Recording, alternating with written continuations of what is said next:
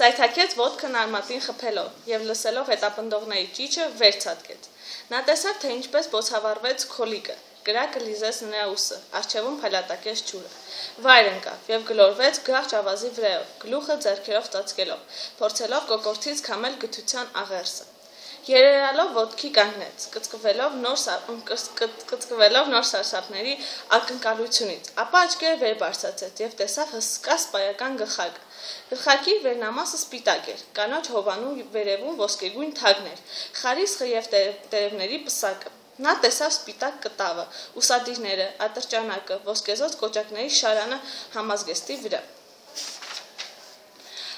Ավազին կանգնած նավատորմի սպան ուշադիր եւ շվարած վերևից նայում էր Ռալֆին։ Նրա հետևում լողափին էր խրված մոտորանավակի սուր քիթը, որը բռնել էին երկու նավաստի։ Երրորդ նավաստին գնդացի իր ձեռքին կանգնած էր նավակի մեջ։ Վարենիների մարտական ճիչը բեկվեց եւ մանեց։